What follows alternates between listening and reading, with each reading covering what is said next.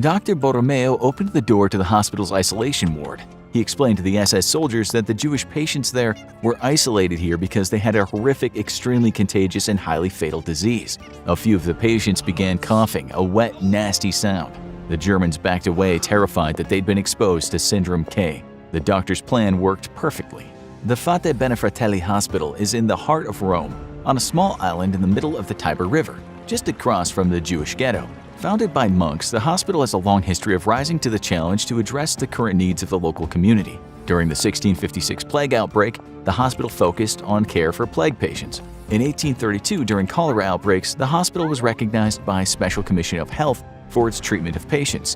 In 1943, under the guidance of some very brave and honorable doctors, the hospital once again rose to the challenge and served the local community as it best knew how. Founded in 1555, Rome has one of the oldest Jewish ghettos outside of the Middle East. The area consists of a few narrow streets. The ghetto is walled in with 3 gates that backs up to the Tiber River on the far side. The ghetto was created with the idea of limiting Jewish influence in Rome. However, many inhabitants liked the idea of a special Jewish community where neighbors had the same customs. Throughout the centuries, though, the Jewish population was only a small part of the overall Roman population. They were a culturally integral part of Italian society and for the most part lived in harmony with the non-Jewish neighbors. Around the time of World War II, the majority of Rome's approximately 12,000 Jewish citizens lived in the ghetto.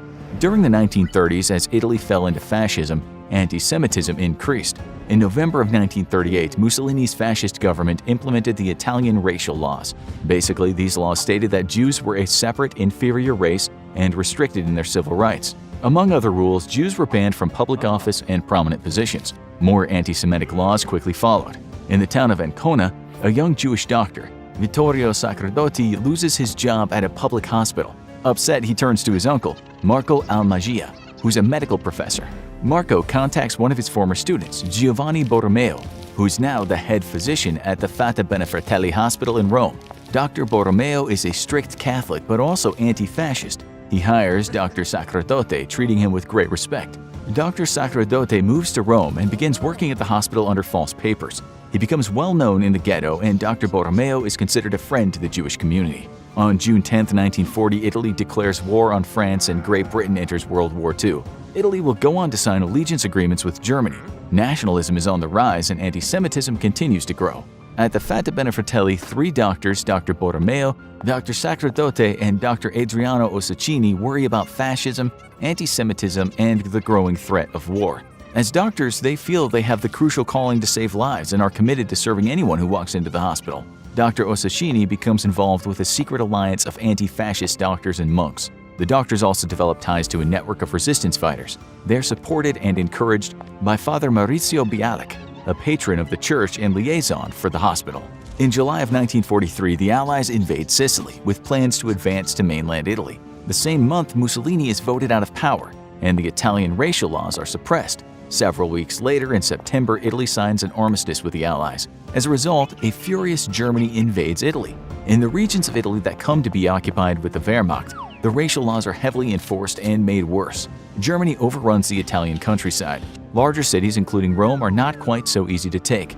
On September 10, 1943, citizens, including members of the Jewish community, fight back when Germany advances to Rome. The clash comes to be called the Battle of Porta San Paolo, because the majority of the fighting takes place near the Gate of St. Paul. It's an unfair fight, mainly ordinary citizens and limited militia with guns and homemade weapons against German tanks and artillery. While the citizens are sacrificing their lives to save the city from occupation, the king, the royal family, and high-ranking government officials abandon the city. Sadly, the citizens fail, and by the evening, Rome is overrun with SS soldiers. The wounded come to the Fate Benefratelli for treatment. By this time, the hospital has become involved in the resistance. The doctors install an illegal radio transmitter in the basement and pass along information. Also, a resistance group is printing leaflets, and the hospital is used to smuggle their flyers and disseminate them to the public. Nazis begin occupying Rome. A few weeks later, Herbert Kappler, commander of the SS and the Gestapo in Rome, threatens the city's Jewish community. Unless they hand over 50 kilograms of gold, 200 Jewish family heads will be deported. For a while, the Jewish community has heard rumors of concentration camps and other physical dangers of Jews in other parts of Europe, but it seems far away. They conclude that as long as they come up with the gold, there won't be a problem. With the help of concerned non-Jews, the Jewish community scrape together the gold and pay the blackmail by the deadline. Many hope that paying the gold will be the end of it. Meanwhile, Dr. Sacerdote and other community members implore the people not to trust the Nazis. For the most part, the Vatican has kept silent about the treatment of Jews. Pope Pius has political ambitions and plays both sides of the field, even hosting diplomatic events for the Nazis. Around 6 a.m. in the morning of October 16, 1943, a woman runs door to door in the ghetto, warning her neighbors that the Nazis are coming. Soon, some 365 German security and police forces show up and block the exits, sealing off the ghetto from the rest of Rome. They're implementing the final solution. They're systematically sweeping the ghetto with machine guns and dogs. They round up residents, men, women, and children alike. They force everyone onto huge trucks with tarps covering the back. Those who try to refuse or beg are beaten with machine guns and dragged through the streets. Some Jews are able to escape or hide before the Nazis arrive. Others escape as the ghetto is being sealed off. They climb over the rooftops of ghetto buildings into Rome. The escapees seek refuge with neighbors, friends, and family that live elsewhere in Rome. The Nazis end up detaining 1,259 people, 363 men, 689 women, and 207 children. Shortly thereafter, the non-Jews are released. The remaining prisoners are held for a few days and then loaded onto Holocaust trains and deported to Auschwitz. Of the about 1,035 prisoners sent to the concentration camp, 16 will survive. Meanwhile, at the hospital, Dr. Sacerdote is alerted by a friar as to what's happening. He runs to the analysis lab, which looks out onto the hospital square, Piazza San Bartolomeo. Across the square on the far side of the river, Dr. Sacerdote can see an SS soldier dragging a little boy and a woman carrying a small suitcase. They're loaded into a truck. Dr. Sacerdote is upset, but there's nothing he can do. Mid-morning, a man comes into the hospital looking for Dr. Sacerdote. He's escaped from the ghetto and thought that Dr. Sacerdote could help him hide. He quickly admits him to the hospital as a patient. A few more Jews show up, and the doctor admits them too. His reasoning is that he can keep them safe at the hospital by hiding them among the regular patients. A quick staff meeting explains the idea. Dr. Borromeo suggests the Jews be admitted having contracted a highly contagious disease. That way, they could be kept isolated away from the other patients who might be suspicious. They name the disease Syndrome K. Herbert Kappler is Nazi police chief overseeing Rome, while Albert Kesselring is a Nazi commander who led troops into the city. It's a way to poke fun and bring a little humor to the situation. Also, in German, Syndrome K sounds something like existing conditions Krebs or Morbus Koch, which were the German names for cancer and tuberculosis. The doctors decide that the symptoms of Syndrome K are headaches, vomiting, and a nasty cough. It's 100% fatal, and those who suffer from it will die a painful death. They also come up with credible progression and a medical description of the disease. Word of mouth spreads that the hospital is a sanctuary. Dr. Sacerdote personally admits 27 patients, as the other doctors admit even more. Mainly Jewish patients, but also some members of the resistance are on the run from the Nazis. Soon they have close to 50 patients with Syndrome K. Dr. Sacerdote spends hours typing up case files to add credibility to the patient's conditions. As he works, he listens to a banned transistor radio turned to the resistance broadcasting from an illegal channel. Pope Pius is disturbed when he hears the Nazis have rampaged through the ghetto. However, he declines to make a public statement condemning the raid of the ghetto. Soon the Nazis become aware that the hospital has Jewish patients. When they inquire, Syndrome K is mentioned and it's explained the doctors are studying these patients. The Nazis have no trouble believing the Jewish people who they think are dirty and somehow less than human would catch such a disease. The hospital is beginning to run out of space for admitting new patients. The doctors, members of the Jewish resistance, and members of the clergy hatch a crazy plan.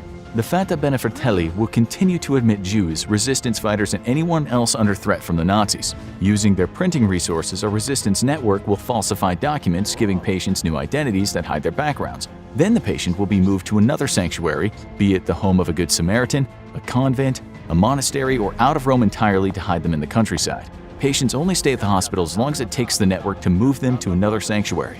The system is entirely based on trust. The Nazis offer a bounty of 5,000 lira for turning people in. This is a good sum of money for an individual living in a city ravaged by war. The hospital also continues to smuggle leaflets as well as guns and other supplies. The Nazis suspect something is going on at the hospital, but they aren't quite sure what. Dr. Ossicini is arrested and held in prison a few times. He refuses to answer questions. They beat him with bags of sand so as not to leave bruises. However, he comes from an aristocratic family and has strong connections to the Vatican, which quickly gets him released.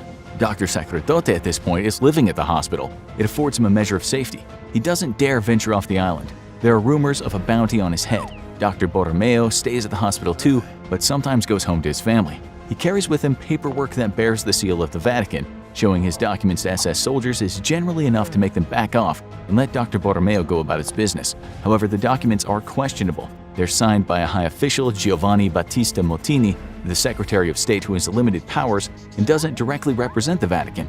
Interestingly, in the future, Mottini will become Pope Paul VI. Time passes. By early spring 1944, Rome is beginning to starve. The Nazis requisition supplies. The Allies are fighting their way through the Italian countryside, and sometimes from Fata Benefichelli they can hear the sound of distant bombing. The hospital rooms become full again, as it grows more and more dangerous to smuggle people. Supplies begin to run low, staff is dispirited. The Nazis are becoming more and more suspicious that something is going on at the Fata Benefichelli, but they can't figure out what. One day, Dr. Sacerdote is alerted by a child that 2 trucks full of Nazi soldiers are heading toward the hospital. Dr. Sacerdote runs up to the analysis lab to look out. Sure enough, 2 trucks are coming. He springs into action, hiding and destroying contraband. The doctor disassembles his illegal radio and throws it in the river. If he's caught with the radio, the Nazis would link him up to the freedom fighters, a likely death sentence. As it turns out, God is on Dr. Sacerdote's side. Just before they turn off the bridge to the hospital, the first Nazi truck turns around and doubles back. The second truck wasn't behind them anymore. They went back to see what happened to it. This gives the doctors an extra half hour to hide items and prepare for the Nazis' arrival. When they finally arrive, several SS soldiers march in, along with a German doctor and translator. The lead soldier politely but forcefully demands to see medical records. It's clear they are not going to take no for an answer. Dr. Borromeo comes out and welcomes them as the head physician.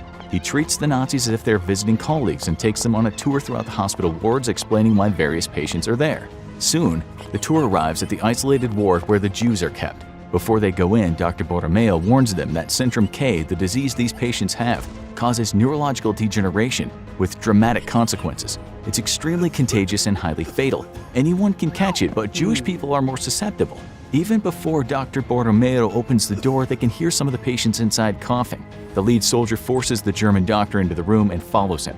The other soldiers mill about in the entryway, unwilling to enter. Even more patients start coughing, and the Germans quickly back out of the room. No one wants to catch Syndrome K. The Germans depart Fata Benefichelli still suspicious but cowed and terrified of the Syndrome K.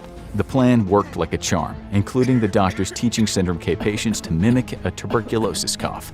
Hospital supplies continue to be stretched thin. Rome is near its breaking point. Citizens are barely surviving. There's no mail. All information is word of mouth. Buses and streetcars cease to function. There are long bread lines. People gather dandelion greens and other edible plants to eat. At one point, an explosion kills a horse, and people come to strip meat from the carcass. Planes fly overhead, and the bombing gets closer. The distinctive sound of the US B-29 can be heard. Sometimes there are air raid signals, resulting in long stays in shelters. The smell of smoke, along with the oppressive weight of dread, lingers in the air. After resistance fighters set off an explosion resulting in German police deaths, German security forces come down hard.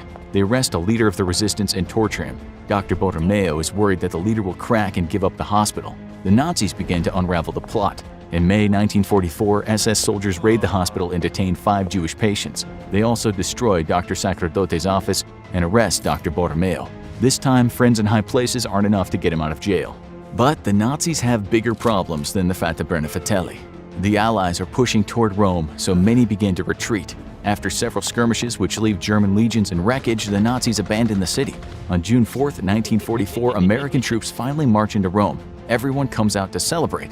The soldiers throw chocolate and gum to the cheering citizens. Some cheering Jewish citizens publicly shed their robes. They've been hiding as Catholic monks. About 80% of the Jewish citizens of Rome survived due to the efforts of the doctors at the Fata Benefichelli, members of the clergy, resistance fighters, and many kind non-Jewish citizens. It's not known exactly how many Syndrome K patients passed through the hospital, but historians estimate over 100 people.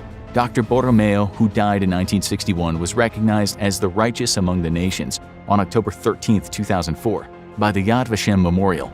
This honorific is used by the State of Israel to describe non-Jews who risked their lives during the Holocaust to save Jews from extermination by the Nazis for altruistic reasons. The 3 doctors, Dr. Borromeo, Dr. Sacerdote, and Dr. Ossicini, as well as the Fata Benefichelli Hospital, have received other awards and tributes as well. Check out how a teenager fooled the world into believing that he was a doctor.